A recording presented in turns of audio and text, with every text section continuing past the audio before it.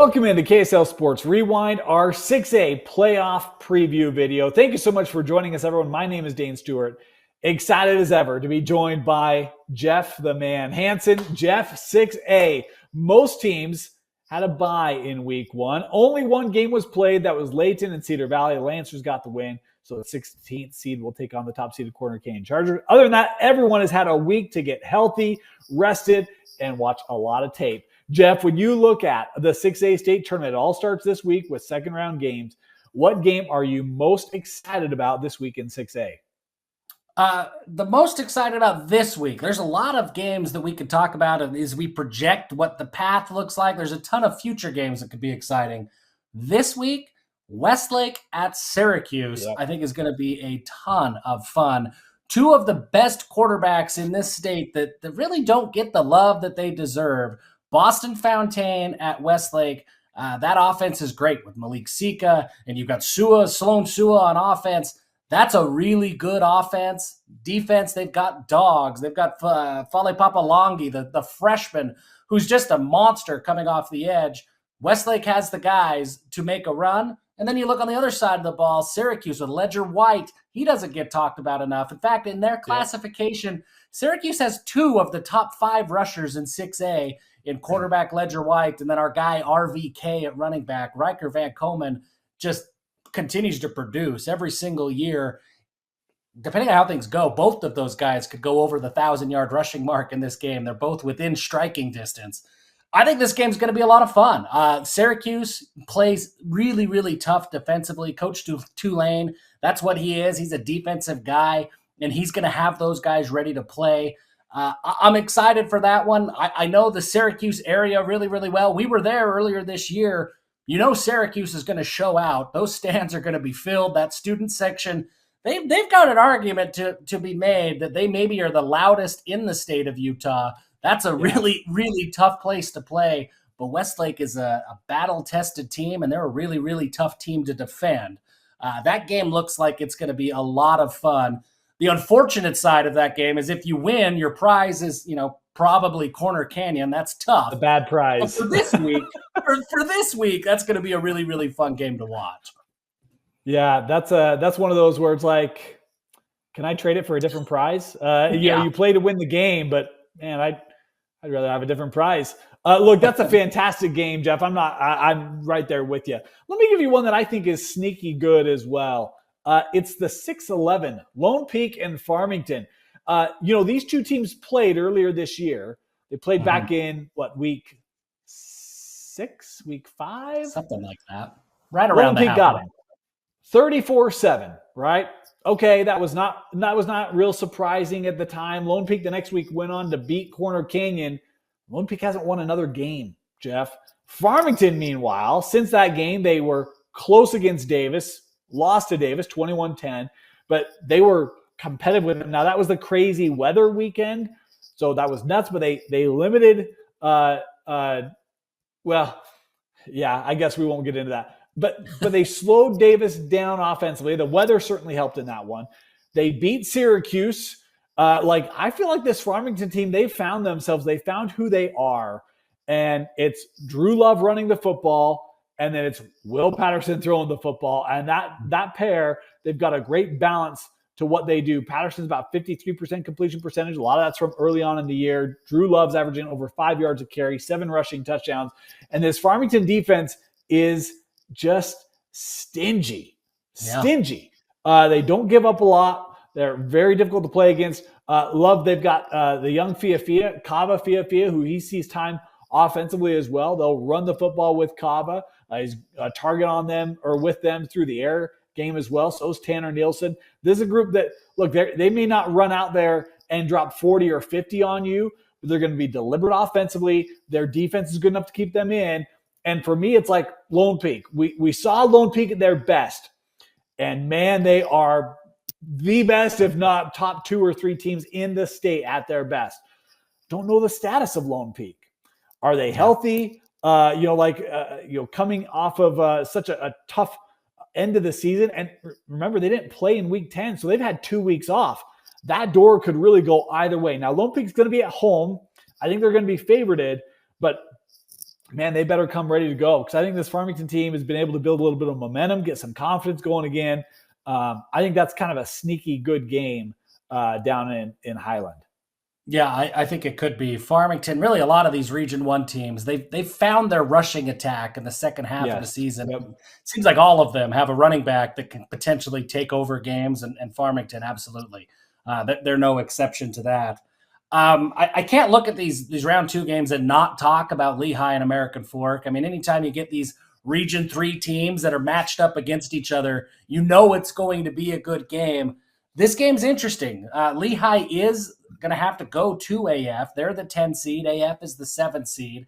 That was the weather game as well when these two teams met up in the regular season. Lehigh did get the best of them, and the game ended up being called early because it was a flood. It was a crazy week for everybody that week. So you almost throw those results just entirely out the window. This is a pretty good game, and these are two teams that they know each other really well. That AF offense with Prince Afu leading the way in that rushing attack, you know that American Fork is going to play very, very physical. And if you're going to beat Lehigh, that's what you have to do. You have to be able to match their physicality in the trenches. And AF, they're certainly from a mental standpoint, they believe they can go toe to toe with anybody in that region. They're not intimidated by Region 3. They are Region 3. So that is an exciting game for me. And then I look at Lehigh. They're playing some of their best football of the season. They ran into Corner Canyon in the regular season finale. That's tough. That game, not only did Corner Canyon come and win, everything seemed to go Corner Canyon's way. I mean, so even when things aren't going Corner Canyon's way, they're really tough to beat. When they get the bounces as well, then they're almost unbeatable at that point. And Lehigh certainly saw that. But when Lehigh's going right with Wyatt Bingham at quarterback, Devon Eka at running back, and that offensive line that's still – we kind of forgotten about it. They averaged 300 pounds across that line. That's a huge high school offensive line. Yeah. The defense is good. They fly around, make plays. That game is going to be as exciting as any game that happens this week. Jeff, I love it. That's going to be an absolutely great game. Hey, I want to ask you this. Is there a sleeper team that you feel like, again, kind of double-digit seed, that can make a run in this state tournament? It's tough because if you're going to be a double-digit seed in 6A, then you've got to go through some absolute powerhouses in order to make a run. I love the Farmington call-out. I think that they could do it. And then I look at another Region 1 foe with Dyson Parker and Weber. That rushing attack is very good. Carter Payne has started to find his footing at quarterback. He's just a sophomore. Creed DeVries, very, very good as well. Just another sophomore. This is a young team, and they found themselves and their identity a little bit defensively here in the back half of the season. So could Weber make a run? I think they've got the pieces to do it. And there's, you see this in like March Madness, that sometimes there's just this young team that they're almost like ignorant to how hard it is to make a run in March Madness. And they just go out and hey, we're just playing ball, and they make a run. Weber's young enough at key positions that like they don't need to worry about upsets. They might just show up and play ball and play really, really well. With Carter Payne and Creed DeVries and Dyson Parker, you've got a shot offensively to I guess, go toe-to-toe with anybody. It would be a tough bracket, but I look at that. Weber has Harriman and then potentially a Mountain Ridge game. You avoid Region 3. Maybe they can make a run. I don't really want to play Harriman or Mountain Ridge very bad either. But I think that Weber, you've got to feel pretty okay about your path if you are, a double-digit seed in your Weber. That's interesting, Jeff, because you talk about that, and you talk about the youth, and I love that you bring that up. What do we have to lose, guys? Right? Like, let's just go out there and play, and could see, if a young group really, taking hold of that and using that. It'll be interesting. That's a good one. Hey, so you asked me this question in 4A, so I'm going to ask it to you here. In years past, right, Corner Canyon, I think typically they tend to be the popular pick in 6A. I think a lot of people expect them to take a run in 6A again this year. Jeff, if I had to ask you Corner Canyon or the field, who would you take as your 6A state champion? It's a really hard question because I think that Corner is the runaway favorite You have Helaman Kasuga and Isaiah Morris and Kai Meza. That passing attack is great. And then Weston Briggs on the ground. The defense with Diesel Dart and Manasseh Brown, like they've got guys everywhere, all throughout the field. It's the offensive line that really makes them so special to me, anchored by Eason Tafa. It really kind of speaks to how talented the state of Utah has become, that we've sort of not talked about Eason Tafa going to USC all year long, but he's pretty darn good, folks. And so is that entire offensive line. It's tough to bet against them.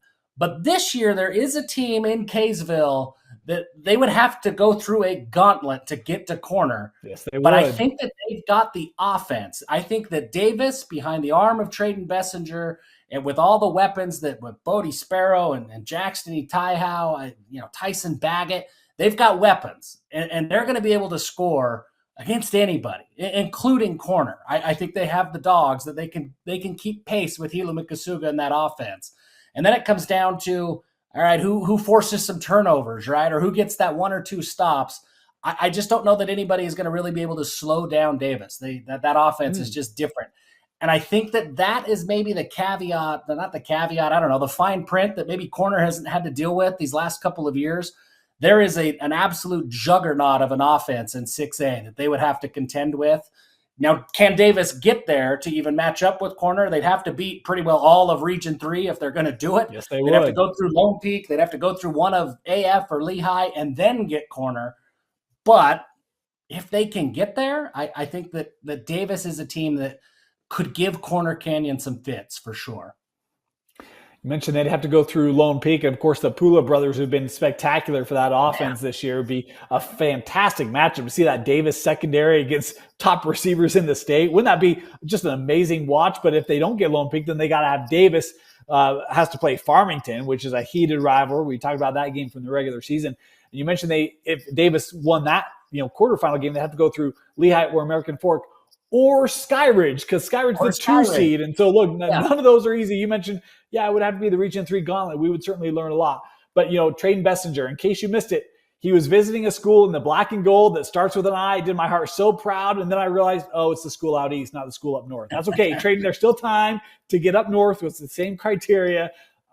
Trayden, I'm just kidding you. But look, this kid has had a fantastic year, and he can do something special at Davis with the rest of this group for sure. All right, there you go. And Jeff, you wouldn't be a man of the North if you didn't talk about the Davis Darts and this year's opportunities to put together a run in the state tournament. Yeah, absolutely. I mean, I don't think it's any secret. It was never a secret when Dusty was going to pick Corner Canyon. Yeah, we're rolling with the North up here. I mean, that's who I am. So I have to live here, Dane. I've got to be able to keep my house. I get it. Well, hey, there you go. Your 6A kind of playoff preview.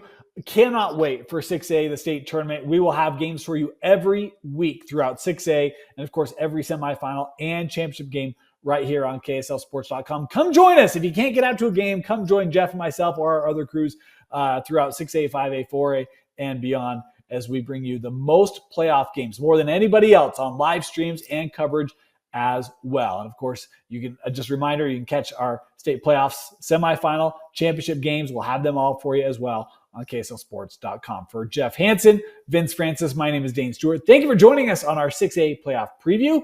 Get out to a game Friday, and we'll see you next week.